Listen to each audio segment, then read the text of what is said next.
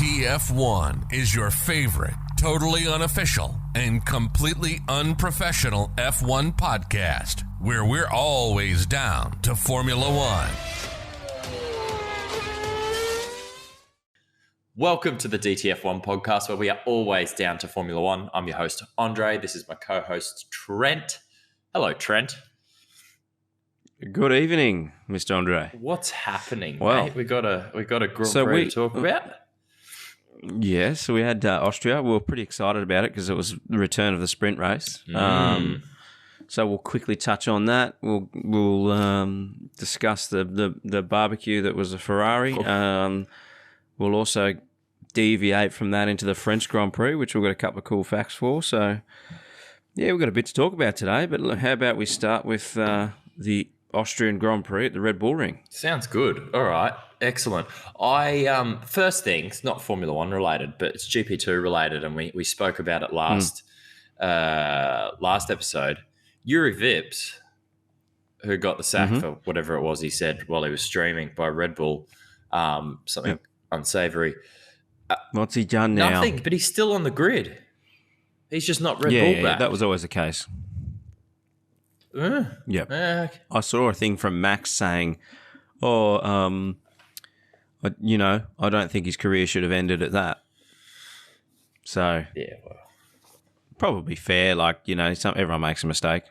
Obviously not Red Bull back, so. Yeah, I was just surprised. I assume he must have other money then, right? Like if the Red Bull money just evaporated and he's still on the grid, there's some other cash there. Is he Russian? Has to be. No, he can't be Russian because he couldn't be competing. Where's he from? Yeah, I'm not sure. Okay. I'm not sure. Well, I'll look that up. I reckon he's South African, maybe? South African? Vips? I reckon you're talking absolute nonsense. Give me a second. South African. It's Cheppy. What was that movie? What was that movie with this? It's in South Africa and there's the robot. Cheppy. What's it called? Yeah, I know the one. Yuri Vips. He is Estonian. There you go. Interesting. All right, that was a bit of a tangent. So anyway, on to the Formula One happenings of the Austrian Grand Prix. Sprint race. I guess let's start at quali, hey? Yeah, I think it's always, I was thinking about this, it's always, for me, sprint race is good, but I think the true reflection of a car's speed is that qualifying session. So Max just had it virtually, he had it in the books. Yeah. Not Q1, Q2 was Charles, and then Q3, Max just he found 4/10. You'd be spewing, wouldn't you? I don't know how he does that. He is on another level when it comes to just like fucking throwing caution to the wind and pulling a lap time out of it. Say again. So is Charles, to be fair. Yeah, Charles is good. So is, I think, And then you look at clearly that, like Lewis, prime example. He was looking for a solid, Russell ended up P4, but Lewis was Hamilton quicker. had a good couple of tenths on him. Yeah, so Lewis was on. I don't think he would end up any further because he needed sort of 4 more tenths. But it goes to show that they've made some improvements. But I just don't know how an uncharacteristic mistake by him to fence it. Like, when was the last time you saw him crash in qualifying? Yeah, honestly, when's the last time you see him crash? Unless there's a Red Bull in his side pod early ever. days. Early in his career, McLaren days. He doesn't really make mistakes. And then I guess we got to talk. Well, this will be a theme throughout recapping Austria, but we got to talk about Lewis's fans cheering his shunt. Max's fans. Fuck yeah, that's a good pickup. Yep, quite the opposite. Max's fans cheering the shunt. I'm curious. Yeah, I'm curious. Yeah. We say that everyone's like, oh, they're cheering the crash and blah blah blah, and yeah, I get that. But at the same time, what would you have done? If Max crashed, right? You were in Australia, you saw Max crash in front of you. What would you have done? You would have cheered.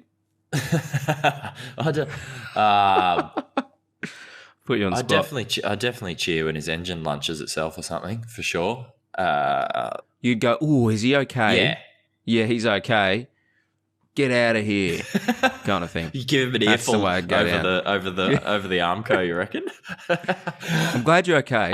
That's all that matters. Now that I know you, I don't want to see you hurt. Get out of here, you dirtbag. Is that what you think I'd say? Put something along those lines. Probably I don't know. A few more flavorful words. I think I'm really torn on this because I love football, right? And I know Formula One's not football, but I love football and I love going to the football and I love sitting behind the goal with all the they're shocking, aren't they? all the ultras or the hooligans or whatever you want to call them. And I'd love the rowdiness and the yelling, and as long as it stays, within bounds, in terms of not saying anything across the line. I love it. It's good fun. It adds to the atmosphere. It's what makes football. So that's where I get really torn, where people are saying these flares shouldn't be allowed and the Orange Army are animals and you shouldn't cheer Lewis shunting. Like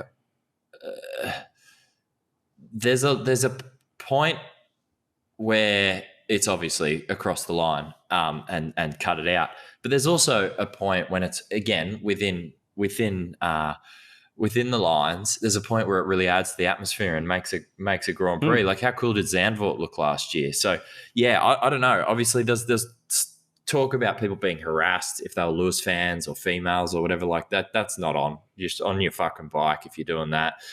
Cheering Lewis when he sticks it in the barriers. I think someone if has a mechanical and you don't like that driver, cheer it all you want. But if someone's just stuck it in the barriers and they haven't got out of the car yet, I don't know. I saw a side-by-side comparison where they played what happened there versus Max being put in the barriers or putting himself in the barriers, depending how you look at it, at Silverstone last year. And no one cheers that. Like he goes in the barrier harder. To be fair, he goes in the barrier. Yeah, Lewis's shunt wasn't very big. No. And there's people filming it on phones, but no one's cheering it. So yeah, no, everyone's like, oh, yeah. So I don't know. I do think Max's fans are just ruthless. Yeah, they probably step over the line of what's acceptable anywhere, but definitely at Formula One. Quite a bit. I don't know. What do you reckon? You're right. It wasn't that big a shunt, and I don't think anyone who understands Formula One is going to see that shunt and go, "Oh, he could be hurt." Yeah, he didn't go in hard. I think it's. I don't think it's right, but I don't think it's that bad. I think. They're passionate about their boy, Max. So that's fair. Yep. And we love that. That's what the sport loves. They want people to get around their drivers. That's awesome. But, yeah, probably they say that they were cheering before they knew he got out of the car, but did they? Like, do we actually know? I think they were because he hit the barriers. It was he hit the barriers. They then the TV director then cut straight to the fans, and they're all woo, like hands up in the air, jumping up and down, cheering. Like it's within. It's that TV shot was within 2 seconds of him hitting the barrier. Yeah, I don't know. Yeah, case by case, I think. I'm not sure.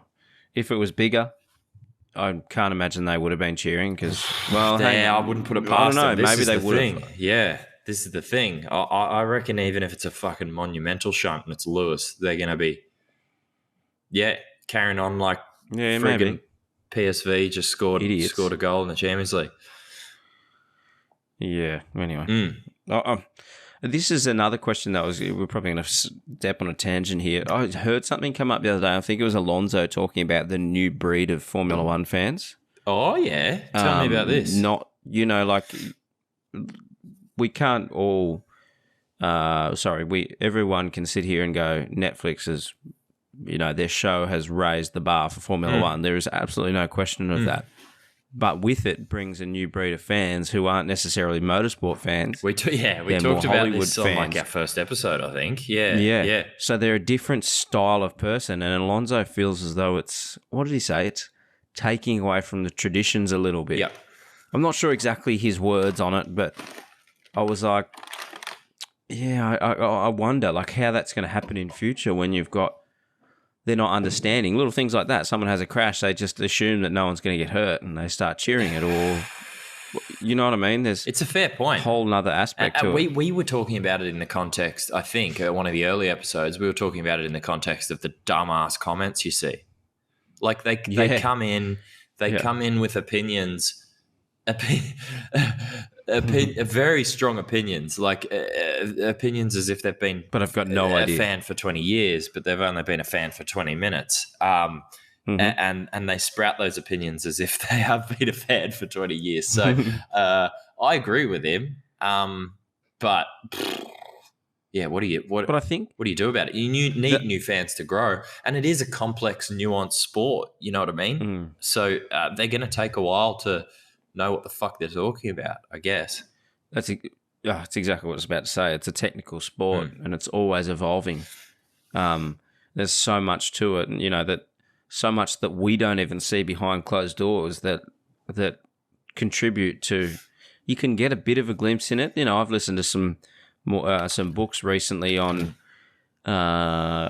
different. There's a current book I'm reading called The Mechanic, and just they talk about things that they're the stuff that you don't see, and it's little things like something was broken on the car, but you'll never hear about it. The driver will never talk about it. They find the problem in the factory. They might go back to the factory and say, "Oh, hang on, you had a cracked chassis for the whole race. Yeah.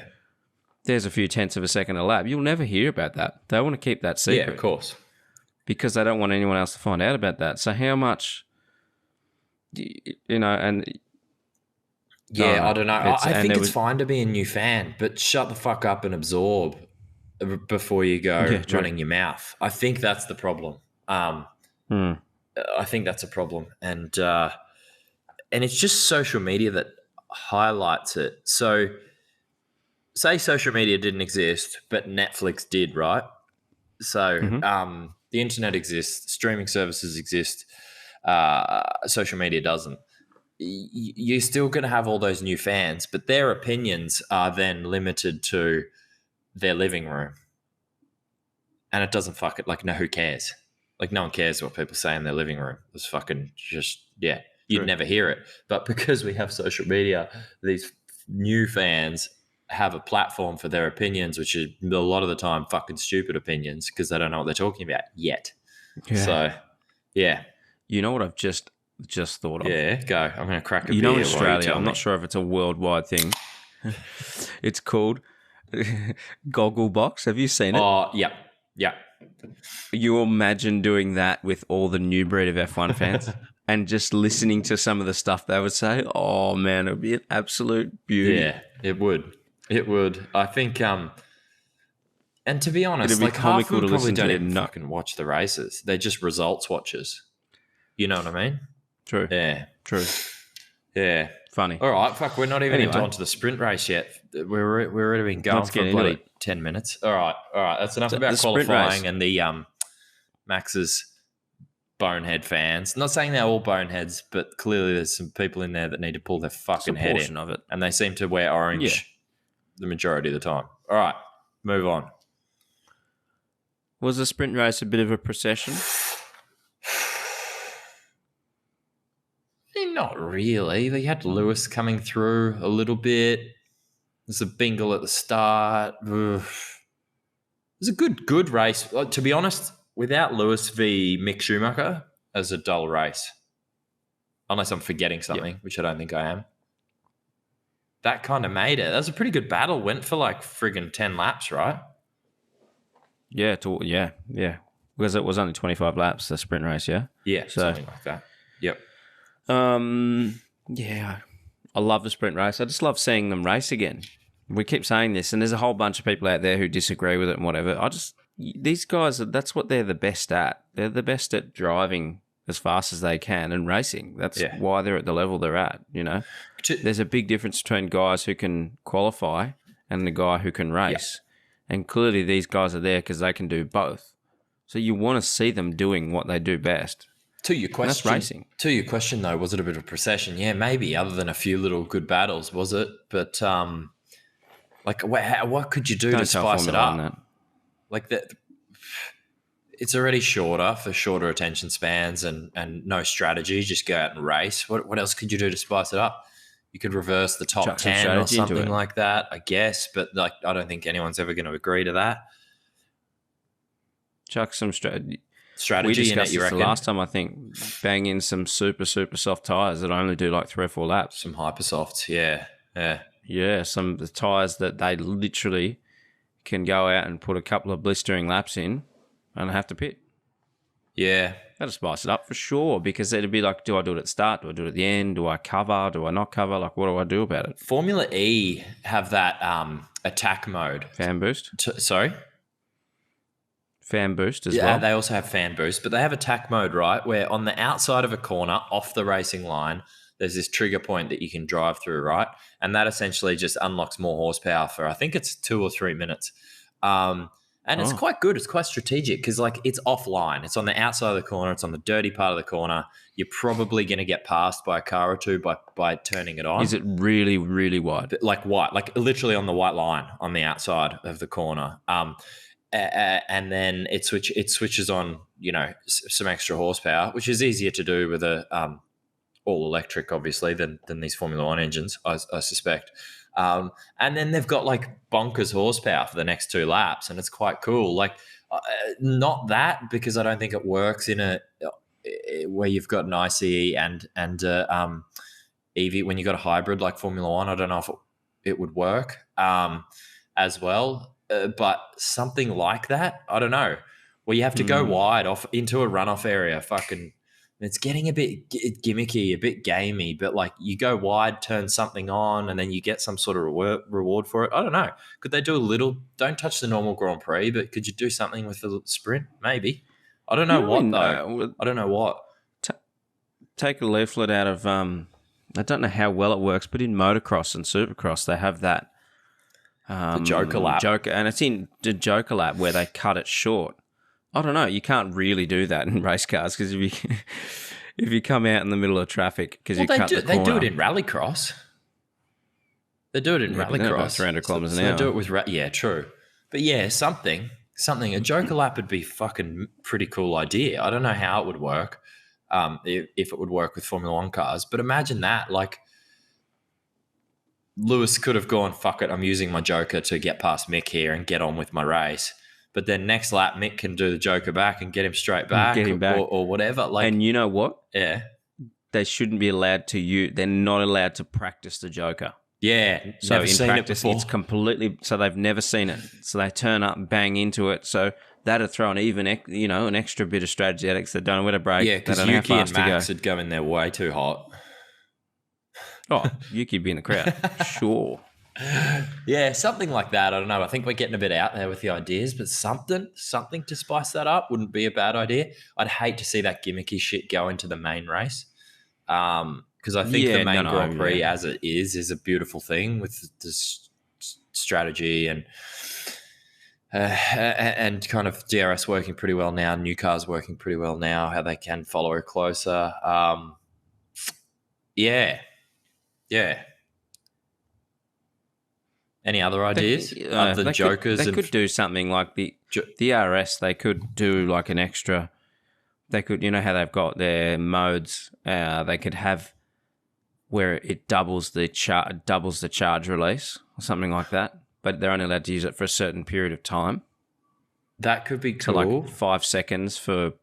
The other thing you could do as your Joker lap, rather than have a shortcut to the track or something, which I think might be pretty fucking out there for F1, but you could have a Joker lap, which just lets you use DRS in all the DRS zones for that lap, regardless of whether you're within 1 second or not. So if you're charging after someone and you need to catch them, it just basically overrides that. You have to be within 1 second to use DRS. It's just like, all right, this lap, you just fucking use it wherever you want. I was listening to another podcast and the guy was talking about he hates DRS. He's one of those guys that just hates it anyway. It's like they should do DRS, but the opposite. So if you're outside of 1 second behind the car in front, you can use it. Oh, yeah. And I was like, it won't work because you'll see people stopping at 1 second behind the car and pouncing when they need to, because it'd be easy to hold 1 second away from a car. I like DRS. Like, if you've sat through Grand Prix through the 90s and 2000s where, like, there's fucking 3 overtakes in the whole race, I don't see how you can not like DRS. Sometimes they get it wrong. Sometimes the DRS zone's too long and they just fucking breeze past each other. I agree. That sucks. It's stupid. But, yeah. All right. So we should, it's sprint race. Let's talk about our tips, hey? Well, yes, but good point. Do you want to quickly run through the sprint results? I can do that. Bear with me. I do have them. Do you want to run through our tips while I'm looking this up? Yeah, okay. So, I'll go through the results. So Max won it. Charles was second. Wait, hang on. Don't we do our tips first? No, the opposite. Oh, okay. Yeah, righto. Go on. People want to know who. Yeah, go. Yeah, you're right. Carlos third, George fourth, and Sergio fifth, right? George fourth. So a bit of a Ferrari Red Bull, chuck in George in there. Yep. Checo was a bit off on that on the weekend. Anyway, that's a discussion for another time. Yeah, we'll talk about this later in our tangent section. But yeah, I think they're developing that car away from the direction he likes. Max. But we'll get back to that. Okay. Okay, all right. So you had Max, Checo, Charles, Russell, and Lando. Yeah, I remember we both threw McLarens in there. That was silly. But that's pretty good. Yeah, Max is correct you're pretty in close. first. George is correct in fourth. Yep. Is anyone else correct? Yes. No. No. Because, yeah, okay. Oh, well, it's not too bad. You had. Yeah, go on. I had all my eggs in Lando's basket, remember? I had Max, Lando, Checo, Carlos, and Russell. Max, Lando, Checo, Carlos, and Russell. Yeah, I think that's the point to me. I mean, what planet was I on? Oh, you looked at the historic form of Lando in Austria, and you're like, yep. I reckon he's on here again. I don't care that the McLaren this year is a steamer bucket. I'm gonna back him. I don't care that it's got a GP2 engine. But do you think? What? Was I a little more accurate? Were you? You had fucking Lando in second or third, for fuck's sake. No. Do you reckon? No, you're right. No. So in the top five, I had... You had Max right. You had the winner right? So did you. Yep. And then I had both Ferraris up there. Not in the right spots, but up there. Oh, hang on. Hang on a second. Just relax. My little spreadsheet here was inaccurate. What? I was reading my race result. Not your sprint result. result. And I thought it was you as a sprint result. Anyway, your sprint result was Max, Checo, Charles, Lewis, and Carlos. You've fucking confused everyone listening now. Max, Checo. Jeez, I went Charles. Charles. Lewis and Carlos. Okay, that's pretty bad. I only got Max right. Yeah. No, Carlos. Yep. No. Carlos in fifth. Yeah, no, never mind. No. Yep. Came third. Okay. Whereas I got Max, Lando, Checo, Carlos, and Russell. I think I'll beat you in that one. What are we at then after the sprint race? What's our season tally? 5 me, 1 you. Oh, okay. I have a funny feeling I've done well here in the real race, but go on. Well, I just said my results. Anyway. Yeah, so yours is junk. I'd have to do a bad job to get fucking worse than you. Go on. Before we go into the race, do you remember Charles over the radio said, "We'll get him tomorrow"? Yeah. Do you remember that? Yeah. He's like, "Well, don't worry, guys, we're good for tomorrow." And I was like, "Really?" Yeah. I was like, what the fuck leads you to say that? You just got not driven away from, but yeah.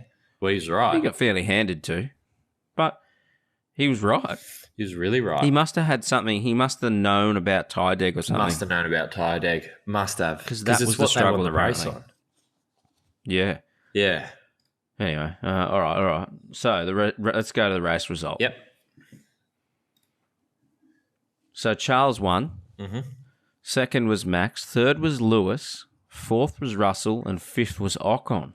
Yep. Oh, was he? I didn't even have him in my top 20. Yeah, all right. Again, wasn't He's he under getting pressure. pantsed for speed by Alonso all weekend? Not here, he wasn't. Yes, he was. No, he was quicker in Q1 and 2. Then Alonso had problems. Anyway. Okay, yeah, go on. All right, so the race. So I had Max, Checo, Charles, Russell, and Lando. That doesn't sound good. What was I? Charles, Yeah. Max, Yeah. ooh, Checo, Lewis, and Lando. I think I You win won that. Easy won that. Yeah. Easy. Yeah. Yeah. That's probably one of the best ones we've had so far. It's close. First and second. Two of three. Yeah, that's impressive. Yeah, I'll take that. That's pretty good. Not bad for a low performer. So what is it now for the season? 5-2.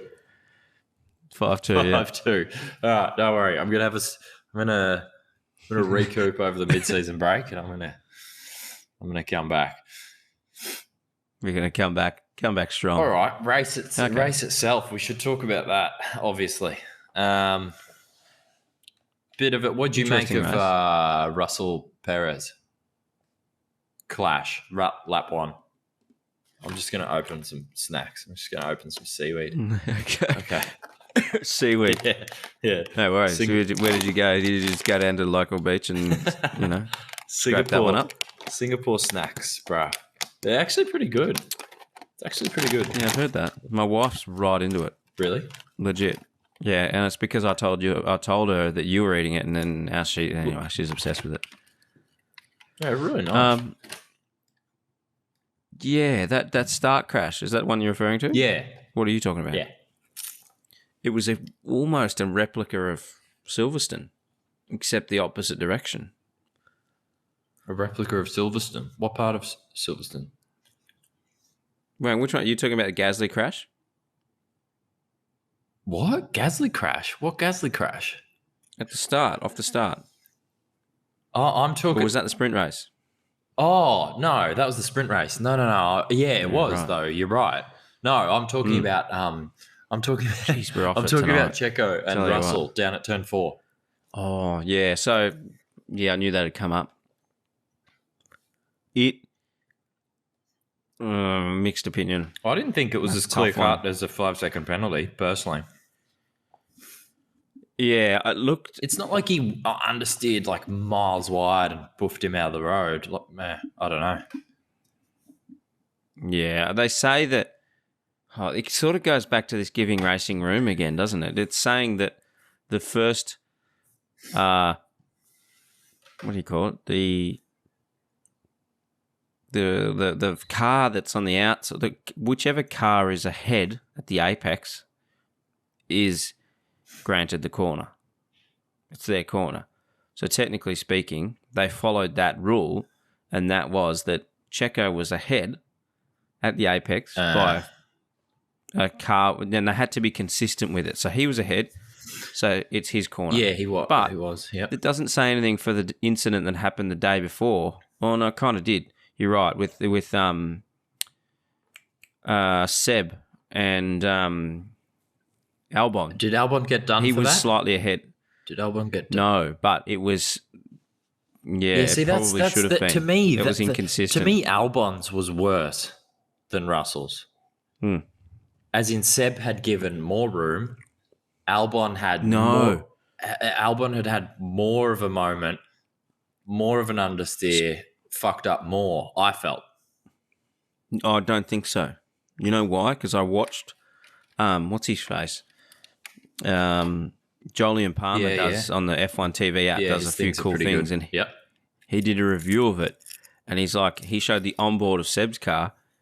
And he was he was at mid-track. He had he's like, have a look at how much room he's got. And he just closes the door on him. Yeah, okay. Albon could have hugged the inside a little more, but he portioned the blame onto Seb, and I was like, not sure I agree with that, but I can sort of see what you're saying.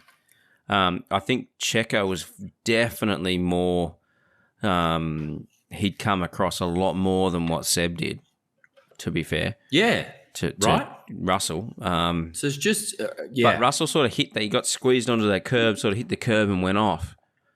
But look at however many laps later, Charles did that amazing pass where the last of the late breakers just went boom down the inside of him. And they didn't touch. Yeah. I think exactly the same thing. Even in fact, it was worse. Charles was way later. Yeah, it was a bit of a dive bomb. And you can see Max turn in and have to turn out again. He's like, oh, fuck, I'm going to get hit here. Like, turns out. Yeah, smart. The main thing that winds me up here is consistency. Like, however you're going to call the plays, fucking just call it consistent. And this is why Seb, this is something we haven't talked about yet. This is why Seb stormed out of the drivers meeting and got fined 25 gorillas. Because they're having different stewards at every race. Now they've sacked Michael Massey. Is that actually a thing? What? Different stewards every race. Different stewards every race. And not only that, but after the shit show of Abu Dhabi last year, they now have two race director, right? That's the fucking... I'm forgetting my words. It is race Technical director. Term. Yeah. For some reason, I had Clark, of course, in my head, but that's fucking go-kart language. Still in Australia, but they're a different role. Yeah, race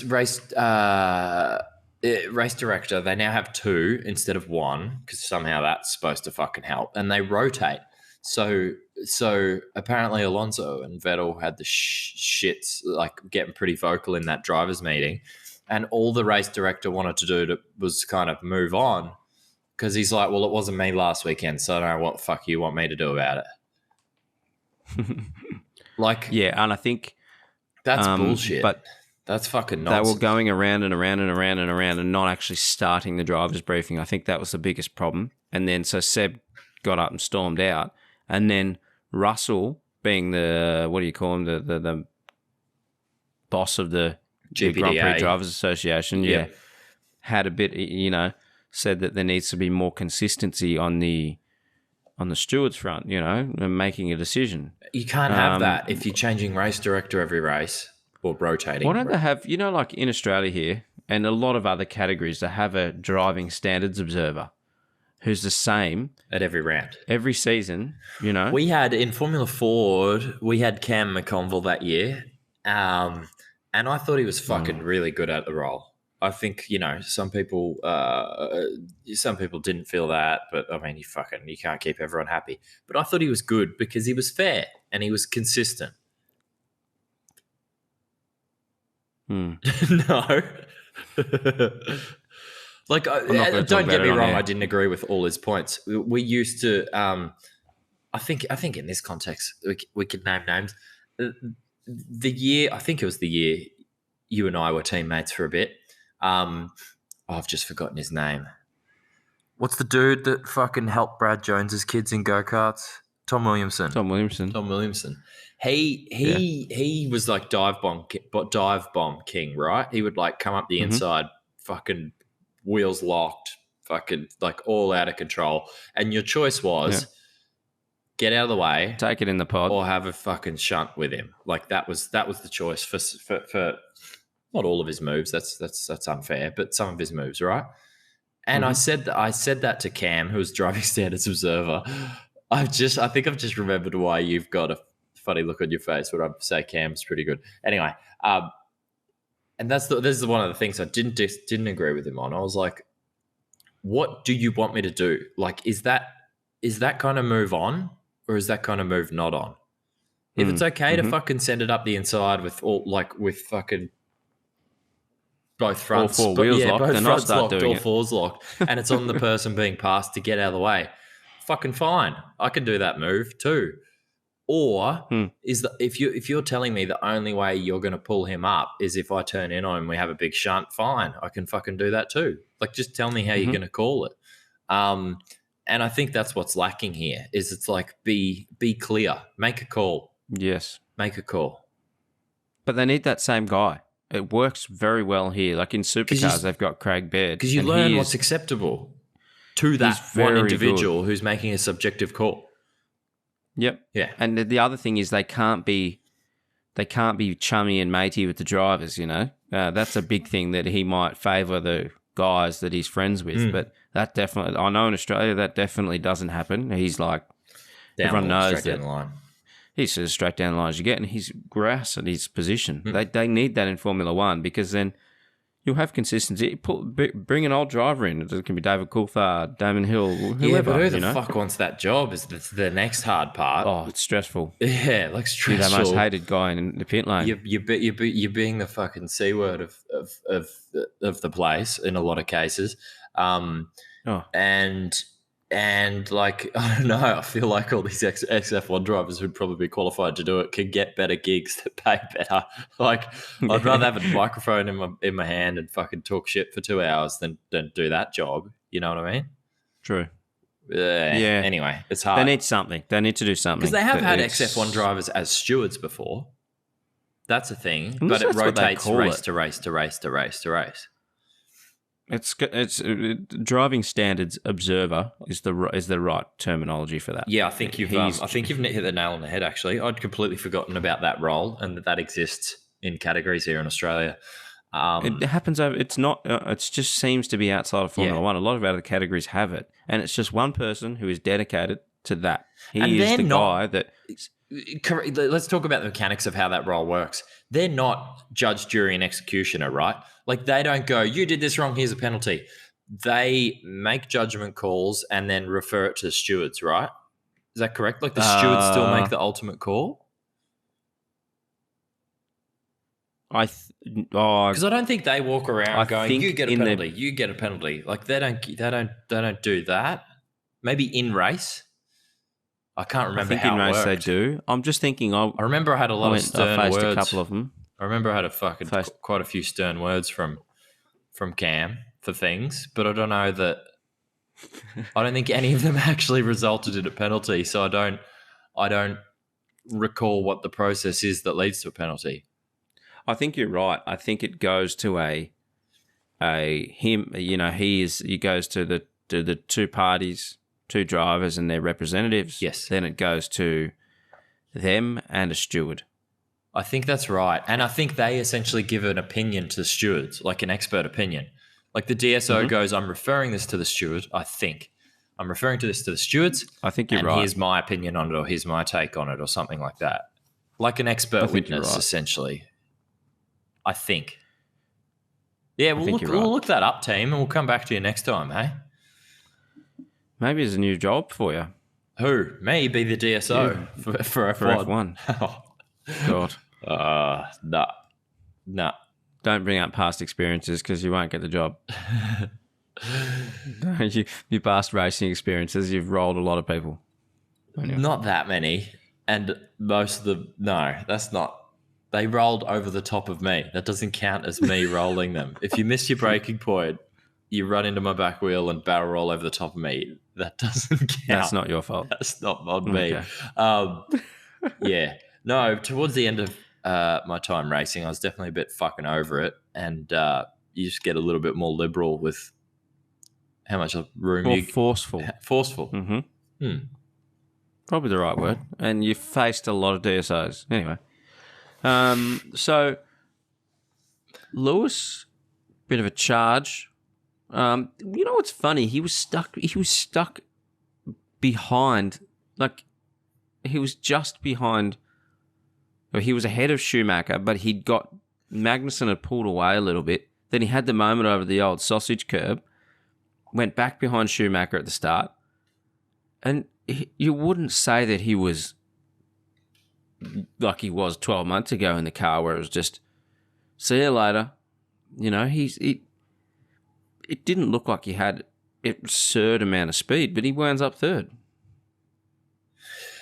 Do you know what I'm saying? I think their race pace is just really good.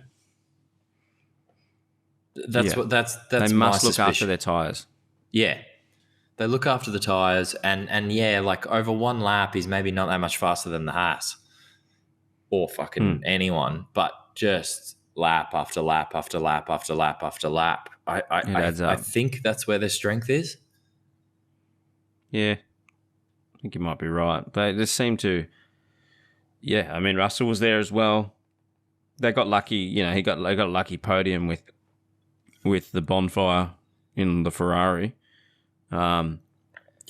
That was... That was a huge...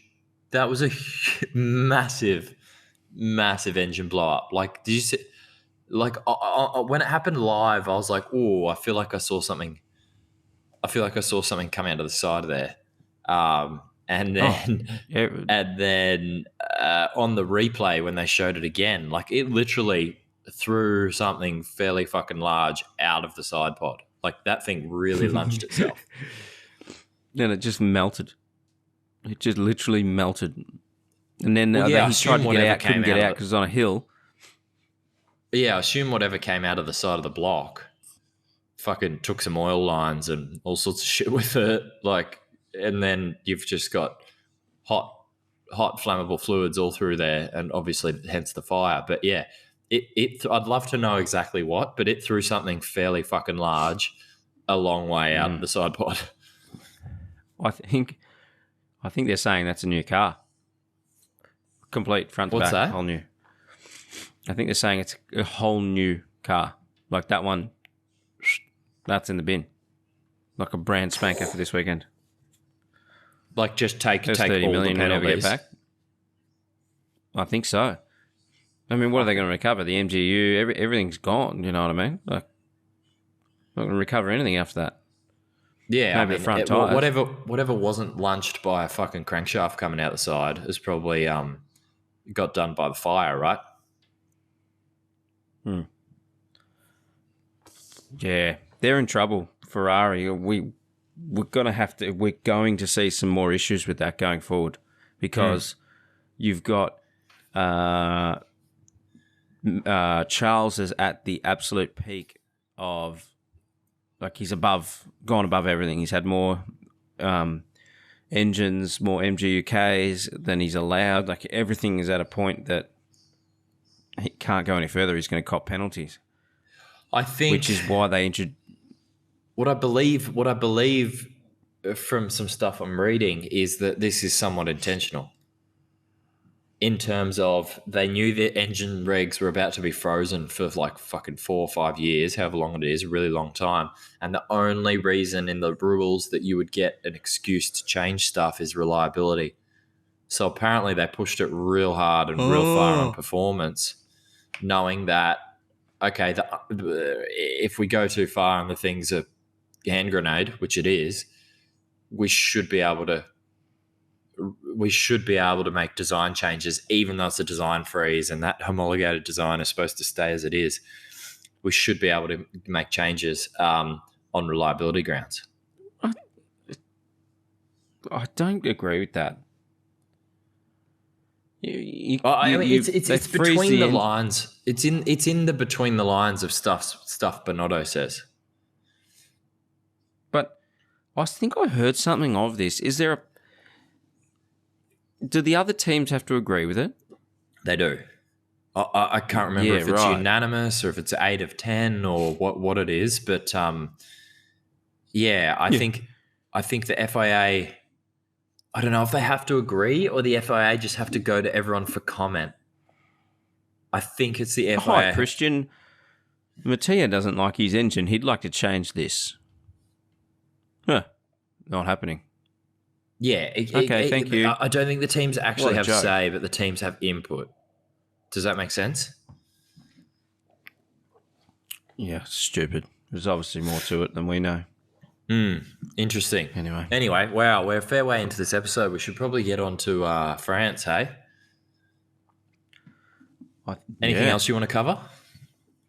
Track limits. We got to talk about track limits real quick. Oh, this is going to rile me up. First of all, so they're handing out 5-second penalties like candy for people who exceed track limits. How many times? How many times leads to? Is it 3 and you get the black and white diagonal, and then your fourth infringement is the penalty? Do you know? Something. Oh, I don't know. It's something like that. The first problem I have, the drivers are complaining they can't see as well this year because of the wheel shrouds, right? Mm-hmm. I agree, but those wheel shrouds, get rid of them. They're so ugly anyway. Yep. Get rid of the things. They're saying they're struggling to see this year, and that's why there's so many more penalties. But two, what does it actually matter? Seriously. Why? Who cares? Most of the time, if you drive outside of the racing line, and you'll know this, if you run too wide, it can be an advantage, but it's a risk because there's potentially less grip there, or there might be some awkward bumps that you've got to hit in the right angle and whatever. Like, I think fair game. Get over this track limits thing. Let them do it. So here's my take on it, right? Whatever, again, it goes back to consistency. Whatever it needs to be, whatever it is, make it consistent. So if it's you cross the white line by a millimetre, it's a penalty. Okay, fine. Maybe I don't agree that's the best approach. Yeah, which is what they were doing. It was a hard and fast rule. Yep. You cross the white line, you're fucking done. You're off the track, strike one. So I have to give them this. They were consistent. They were shit at applying it. Like, how do you not fucking realise Checo's gone outside the track on his Q2 lap until after Q3? Like, that's fucking ridiculous. Sort your shit out. But other than that, at least it was relatively consistent. The part I have is... We've lost him. Not sure if you can hear me, but we've lost him. Maybe don't agree with, and I think there's a better way to do it, is should that white line be defined as track limits? Like, there's other ways to do it. Should there be a line on the outside of the curb? Because personally, like, I prefer when the curb is considered racetrack too, right? Because there's something cool about when you're fucking on a lap and you use all the curb, like, you know, all the fucking curb. Like that feels cool, right? It feels good as a driver to use every fucking millimeter that you're able to use. And to me, that includes the curb. So should that white track limits line be on the outside of the curb rather than the inside of the curb? Maybe. The other thing is rewind 20 years and fuck off all the bitumen gravel traps or runoff areas, right? Go back to grass on the exit of the curb, and not long after the grass on the exit of the curb, you've got gravel. Then it's self-penalizing. You go too wide, you're on the grass, you're in the gravel, fucking sorted. You're not going to want to go out there. Like, I don't think there's been a massive gain in safety by paving all the gravel traps. I just don't think there has. Yeah. I just... Like, that was the reason it was done, right? It was, okay, a bitumen runoff area will arrest a spinning car faster than gravel will. That was the point. That's why they changed it. A, I don't think they do. B, doesn't stop a brake failure. B, correct. B, if they do, it's a marginal difference. So just fuck the whole idea off. Just go back as soon as the curb ends, grass. A metre or two of grass, then fucking gravel trap. Problem solved. Instantly. Yeah. Let them, like, as I said,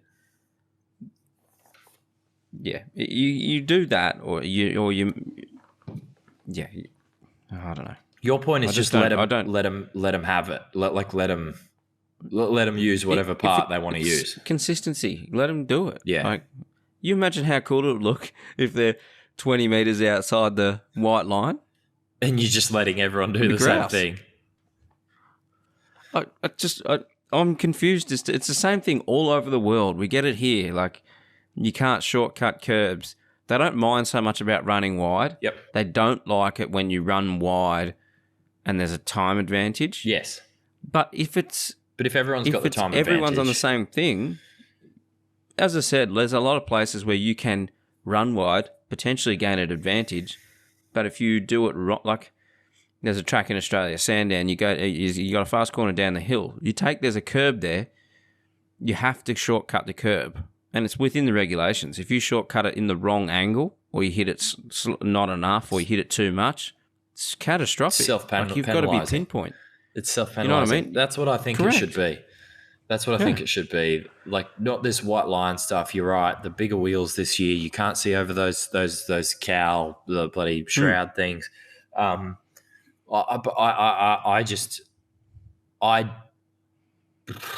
don't see that bitumen runoffs have made anything safer, and that's where this issue started. There's no track limits discussions in the 90s or 2000s. This wasn't a That thing. we can remember. Like It wasn't as much. It's just not, because like if you drop a wheel into the grass, the thing breaks into wheel spin. At best, you lose time. At worst, you fucking spit it sideways and have it either tank slapper or stick it in the fence. Like, yeah. I remember walking around on track walks looking for like hard pieces of clay, things to use as track over the curb. Not even joking now. True. You could make it fast. If you could make it faster, do it. Anyway, I think we've covered. I think I've said my point. I think it's a joke that there is track limits. Let them have it. I think let them have it, but fuck off the bitumen runoff areas, because I just don't agree that they've added anything to safety. Yeah, I agree. Good point. On that, let's forget about Austria and the Orange Army. Let's move on to the French Grand Prix. You want to hear some fun facts about France? Is it France or France? So there's the first question. Oh, I don't know. I think I've lived overseas for too long now. It's definitely France to you and I. I don't know why I just said France. It's a good question. I think in Australian it's France, right? I just heard Helmut Marko is 80 years old, by the way. Well, that's good. Why? Is it his birthday or something like that? I don't know. I got a message saying he's 80. I was like, what? Didn't realize he was that old. Anyway. All right. So give us your facts. Go on. All right. Did you know French. It's not so much about France, but it's about French. Did you know French was the official language in England for about 300 years? What? No. Yep. Between about 10 something and 13 something. French. And now I'm going on a tangent. Beef is essentially just the French word for cow. Pork is essentially just the French word for cow, slightly misspelt and mispronounced and anglicised, obviously. Something else is as well. I can't remember. Like a lot of our names for meat are just the French name for that animal. Because that's why they started. And you know, meat wasn't a big part of the diet back then. Like we didn't eat anywhere near as much meat as we do now, and it was just referred to as, meaning cow, but they said it in French. Yeah, right. I know this because tangent. I know this because a lot of the meat industry now are lobbying against like the plant-based meats or the lab-grown meats, and they're saying you shouldn't be allowed to use that term. Like you shouldn't be allowed to call your replacement product blah, whatever it is. You shouldn't be able to call it plant-based beef or plant-based pork. Like pork is just for us, which doesn't really make sense to me because you're using a foreign word to describe a product. Like if you, by that rule, if it's like you should call it what it is, don't mislead the consumer, well then stop calling it beef because that's a French word. Call it cow. Get rid of all the beef labels in Woolies. Yeah. Get rid of all the beef labels. Get rid of all the pork labels and bacon labels. Yep, because it's just French. Call it pig and cow then. Anyway. Do I have another fact? I think I do. The French army in World War II. Oh, I like army stuff. World War One. World War One was the first army ever to use camouflage. Oh, what? Yep. Apparently. Clever. Yeah. Probably they just started with like camouflage clothing or just... Yeah, clothing. Yep. Right. Yep. Fair enough. And that's about all that's interesting I got without going on too many tangents. I reckon at what point are we going to come up with the same actually, facts? this is an interesting one. One. In France, it's illegal for supermarkets to throw away food. Oh, like what? they have to that's donate probably a it. good thing. That's a really good thing, I think. They have to donate it. You to see food that a lot banks over and here with charities. bakeries and things. To be fair, You do, but good. it's law there, which I think is pretty cool. That's good. Anyway, that's that. me. I know we're only supposed to bring one, but that's 3 interesting ones. What do you got? At what point are we going to come up with the same one? Yeah, I'm sure we will. We haven't today. I reckon we will. We haven't. No. What are any of yours the thankfully. same? No. Okay. No. But mine are a bit random. Mm-hmm. First one. You can marry dead people in France. I skimmed over that one. I found the same one and I didn't use it. Really? Oh, you found it. That makes no sense. The actual thing is, Yeah, the what's country actual thing? simply requires proof that the dead had legitimate intention to marry when they were alive. After this is confirmed, the French president will then approve the marriage. So what's the point of that? Right. If it's like I was going to marry this person and they died and you want their inheritance or something, you can marry them post-mortem. That's fucking grim. Yeah, that's pretty bad. That's pretty bad. The I other one I've suppose if got, you were which about to tells me marry a you- billionaire, and they died on the way to the wedding, you'd be like, oh, fuck's sake. Yeah, damn it. Missed out. But in France, you can still, that's fantastic. That's great to know. All right, what else Great you to got? know. Well, it gives me some ideas, actually. So, I'm worried now because you're on the same page as me. That bothers me. Now you're going to know what I'm going to talk about. All right, No, this one. Not necessarily. I'm a real bad skim reader, so I probably didn't even digest what it You said. would have seen this. Snails in France need to have their own train tickets. What? I didn't see this. Did you say snails in France need to have their own train ticket? You heard me. Snail owners who smuggle their pets or supply of snails would be subject to hefty fines once caught. So you've got to buy a train ticket for them. Like per snail? Like if you have a crate with don't know. 6 snails, is that Yeah, one per ticket snail. for the per snail? That I makes think so. very Well, little they're sense. a delicacy over there, are they not? They eat snails. Well, Yeah, I it's think so. disgusting, but anyway, apparently. That sounds rank, right? Escargot, I think it's called. Is that right? I don't know. All I know is that you got to go and buy a Mikey for one. Anyway, I'll train ticket for your snail. There you go. We taught someone Escargot, something. yeah. Oh, that's fucking disgusting. Oh, look at it. Escargot with garlic, parsley I can't butter. see it. No thanks. Just leave it in the fucking garden, you weirdos. Yeah, let it do its thing. Circuit Paul Ricard. All right, I'll dive into a couple of things I've got on this. So, opened in 19th of April 1970. It's evolved a lot over the decades to a current point now where it's got 160 different layouts.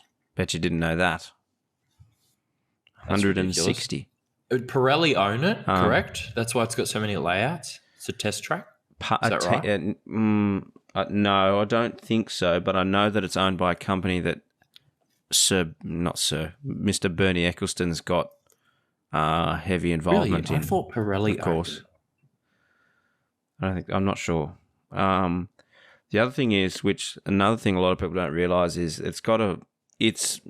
we were talking about the Austrian race, how they should get rid of the tarmac runoffs and put grass there. Yes. There's not a single bit of grass at Paul Ricard. It's just flat. Yeah, I know. And when you look offline, you'll see there's different colour paint. Not a lot of people realise the different colour paint is a different abrasion in the concrete.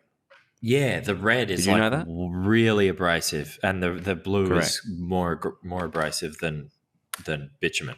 Something like that, right? So you've got the standard track, then you've got the blue lines. That's like trying to slow you down a little bit. Then it goes to the red, and that's basically like driving across razor blades. Yeah, and it'll So shred your tires, right? Like you can't fucking cross it. yeah, it's no good. No good. But my really issue cool. with circuits like these is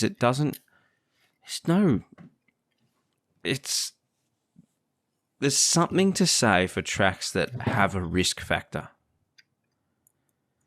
Yeah, Like, you can't tell me that you'd be driving around Paul Ricard and you would, you'll see that the field is quite close because everyone will take risks because they know they're not going to hit anything. Whereas you go to a street track, you know, you're going to be a little bit more reserved unless you're Max.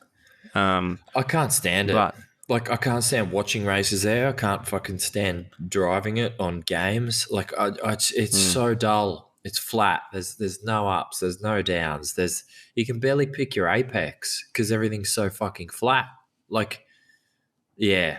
I don't. And they're just long. Like, the corners are long and into each other. And, like, I have no doubt it would be a very difficult track to drive from a driver's perspective, because like you come down that, you go through that chicane on the back straight, through that quick right into like the long right that's that very fast approach, but then it's slowing right through it. Like it'd be quite a difficult track to drive. Just continually tightens on itself. Yeah, I know the one. I think I can't name a track on the calendar that I like less. I'm just thinking through all the races now. No, it's got to be the worst track on the calendar, right? Yep. Yeah.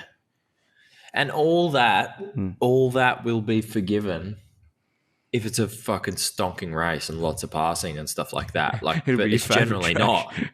But it's generally not. But yeah, just to drive it, to watch, like, yeah, I'm just not a fan. It's also the heat is. There's a heat wave this weekend. I think I saw Friday or something is 37.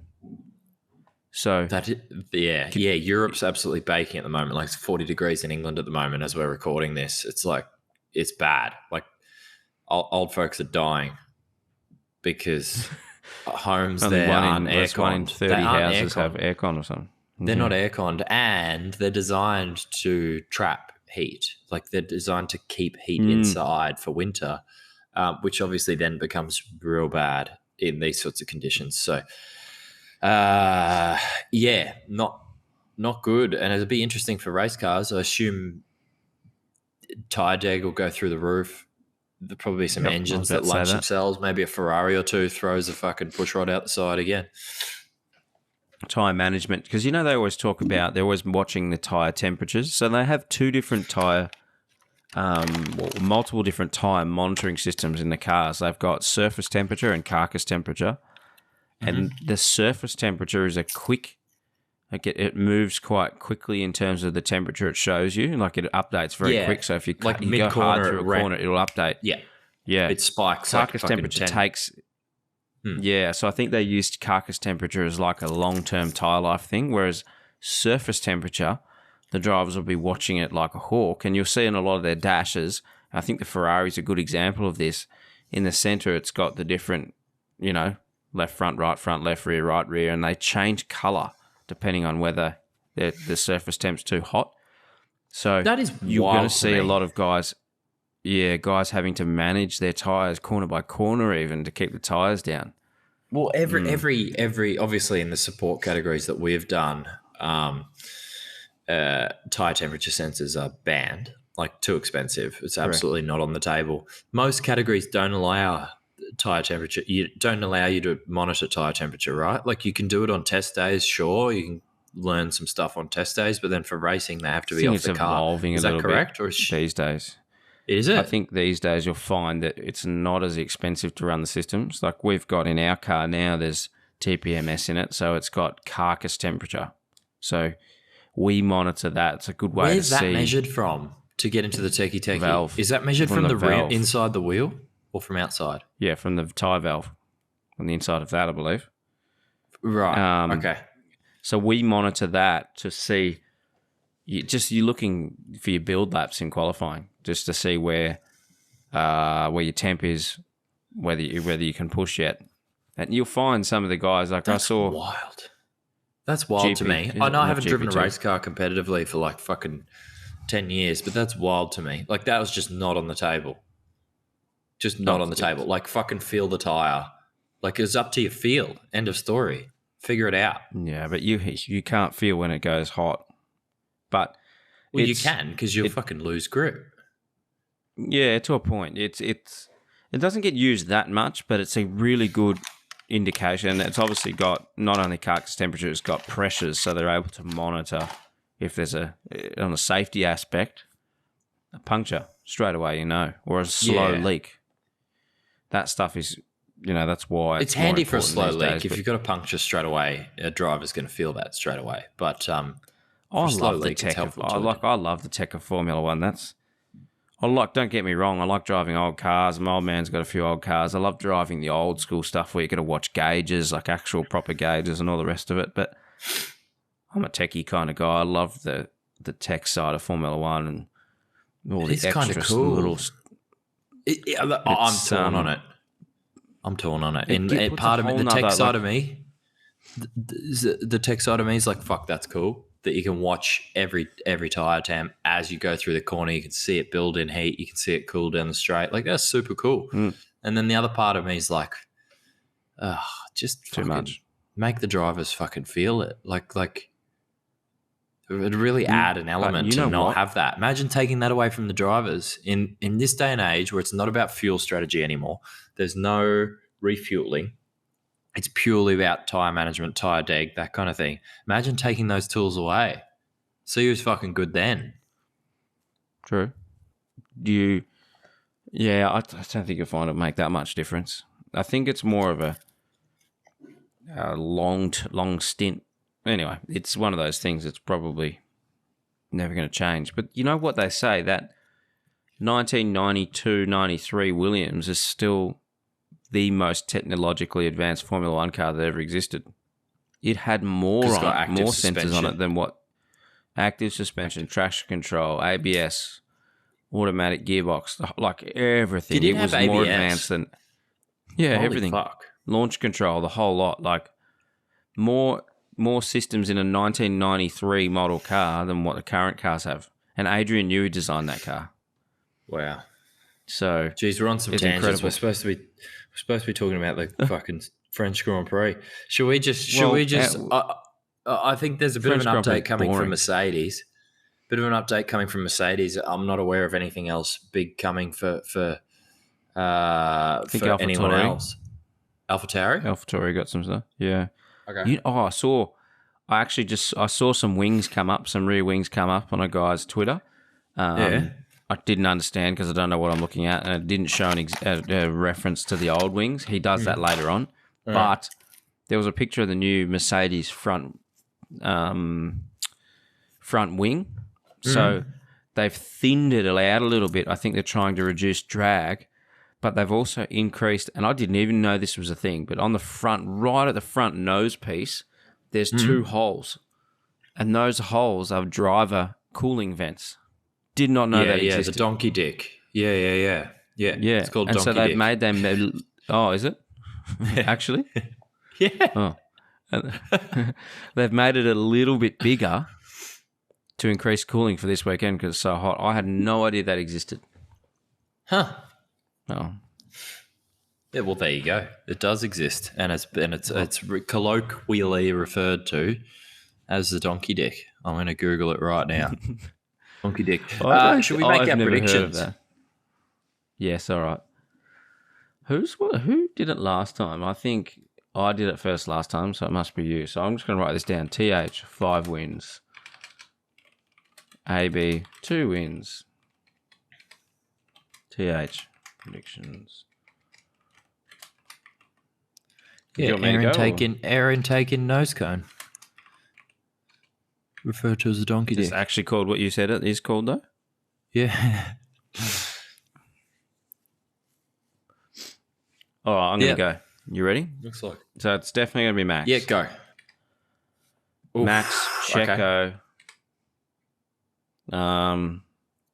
Lewis, Russell, and Charles is just going to scrape home. You know why? Because I think the heat, and I think the Ferrari's going to take some penalties.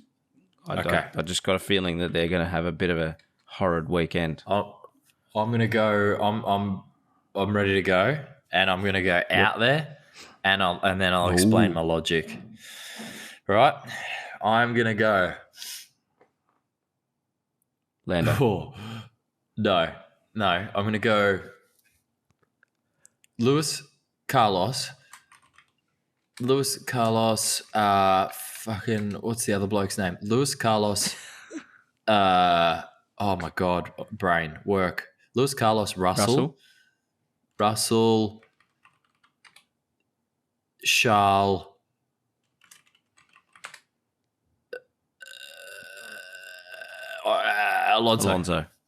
Alonso. And I'll talk you through my logic. I don't know how I knew that. Go on. I think there's a max DNF, which is why he's not in there. I think Carlos is going to take the engine penalties and start 20th. And I think he'll get back up to just with a second. Yep, from last. Yeah, because that thing's a fucking rocket when it's not lunching itself and on fire, having a fucking barbecue in the Swiss Alps or the Austrian Alps. Well, where did Charles start then? 40th? If he's behind him? Charles, don't ask me why Charles is behind him because I didn't think that through that much. Something's happened there. Charles hasn't taken a freshie. Charles has not taken a freshie and he's had to nurse at home. So he's slow. And he's the Mercedes to be fast as fuck because those things are pretty much bulletproof too. Like I don't think they've had a single, they haven't had a single failure so far this year. So they'll be gravy. Yeah, I've got something for you. It's Lewis Hamilton's 300th race this weekend. 300, and yeah, no driver has won a race. Didn't I? I put him down for the win. No driver has won a race over 300 races. Oh, well, he will. That is Schumacher, Button, Alonso, Raikkonen, and I think Barrichello. That's crazy. Oof. A lot of pressure. He'll be the only one in history to win a race after his 300th race. You wait. That'd be great if he does. He'll win his 300th. I'm interesting to see the Carlos story play out because he's starting from last. He's going to drive through to second. That's a fair effort. Yeah, you watch, mate. I'm going to get fucking 5 from 5 this one. Okay. All right, good. We're not bad. Yeah, right. Let's see how we go. Okay.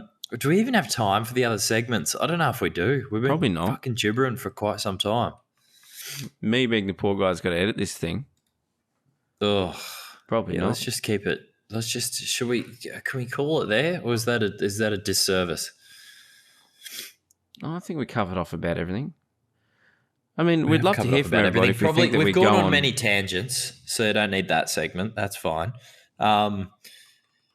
We haven't talked about bellends of the week. Yeah, we have. The Orange Army. Sorry, but I'm treating you all collectively. I'm sure you're not all bellends, but you've got a fair chunk of you in there. So you're all getting it. Bellend of the week. You want to pick one? No. I've put you on the spot here. I like everybody equally. You like everyone equally? We got any? You had any arguments with any twats online? No, I've been keeping pretty reserved. I'm pretty boring. Let me just scroll back through our chat. Oh, what about the George Russell is the type of guy quotes? Everyone's been frothing over that. But I'm loving that trend. I think mention it. So for those that haven't seen on Twitter, there's a trend called George Russell is the kind of guy that blank. And then you put in whatever. And there's some absolute screamers in there. Like George Russell's the kind of guy that says, won't get very far without these when he leaves his keys somewhere. George Russell, you go look it up yourself. George Russell's the kind of guy that... Yeah, go. George Russell's the type of guy that's asked the waiter, what's the damage? My favourite is George Russell's the guy that... George Russell's the type of guy that slaps his thighs and goes, righto, before he gets up and leaves the room. Oh, it's good. It's a good thing. Anyway, go look at it. How am I the type of guy that... Yeah, go on. I was just going to say, go look it up yourself and we'll probably jump on the trend and throw a few of them out there as well. Yeah, I think so. Here's one last fact. In the last 30 years, not a single F1 season has concluded without either Michael Schumacher or Lewis Hamilton winning one race. Wow. Yeah, true. that 92. into Shuey won his perspective. first race. Debut 91, won his 30 first race in 92. Poor. 30 years without one of those two drivers winning. That is incredible. That is... It's next level. It's and absolute 14 next level. championships between them. Oh, my God. Wow. Whew. Wow. We'll leave it at that. Pretty That's cool. pretty good. I'm I blown like away that. by that stat. That was ESPN F1. We're going to share that ourselves, but I like that ESPN F1 brought that up. So good on you guys. That's a cool Appreciate stat. that. Yeah, you're going to decline to have a bell end of the week, and then I don't think there's too much else to cover, right? No, actually, F1's a bell end of the week for me, just in general. F1 Because they the category, the series. just, yeah, FIA, F1, whoever, they're all the same, in my opinion. Why did they remove the Sunday morning warm-up session?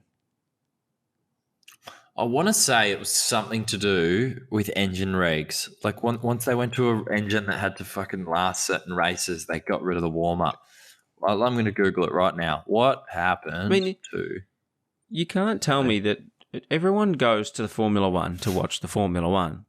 You go to the Formula One and you wait around till 3 o'clock in the afternoon for them to go out on a Sunday. It used to always be, you go out on a Sunday morning, first thing in the morning, they do a half an hour warm-up, make sure the car's good, check a few things. You get to watch them go around, they look cool, and then they park it and go out for the race. I don't understand why they can't do that. Especially if you've had a shunt in quali. Like, it's a chance to have a bit of a shakedown before rolling it out for the race.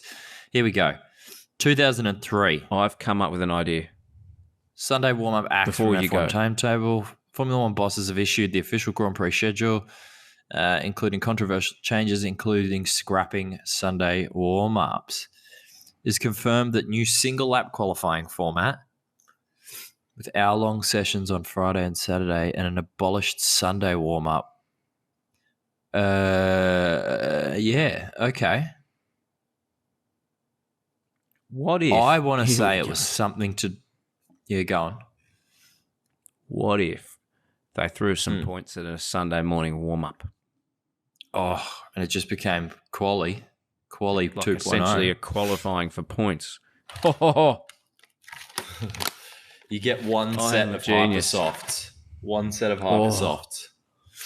Oh, that'd be so cool. You see the drivers put it on the line and bin it and not make the race. That's where it's at. It's obviously not cost efficient, but back in the, whenever it was, 80s, 90s, when they had like special qualifying engines that would fucking lunch themselves after a few laps with like mega horsepower and special qualifying tires that would only last a lap and then they're cooked. Like that stuff's cool. Wildly like irresponsible in terms of the resources to create it, but pretty cool nonetheless. Cool. Well, I remember Nigel Mansell saying in 90, when did he drive for Ferrari? 1990 or whatever it was. He was saying at the Monaco, there was a, I've got it on VHS. It's him following him for the Monaco Grand Prix. It's really cool, actually. Yeah. And he's with Ferrari, so he's obviously like God mode back then. And he's saying they had something like 25 different compounds they could pick from the weekend, including a set of tyres that would last one flying lap for qualifying. Yeah, one special quali tyres. That's so and good. special quali engines too. Like the thing would just detonate after a few laps, but holy shit, it was fast. That's cool. Yeah. That's cool. 1,300 horsepower turbo engines back in the day. Oh. That's quite a lot of horsepower. All right. Oh. French Grand Prix this weekend, and then we have. Is it summer break after this? No, or is it one more round? The Hungarian Grand Prix, is it? Hungarian Grand Prix. I think there's some updates coming there. Updates coming there for some teams. Haas have their, I think, final upgrade coming there, so that'll be exciting. Their final and then like upgrade. 4 They weeks haven't off. done anything. I know, and they got one coming here, and that's it. What? Yeah, What are they saving all these upgrades for? Oh, I just think they just don't have the money. 2026? Or they're working on next year's car already. I don't know.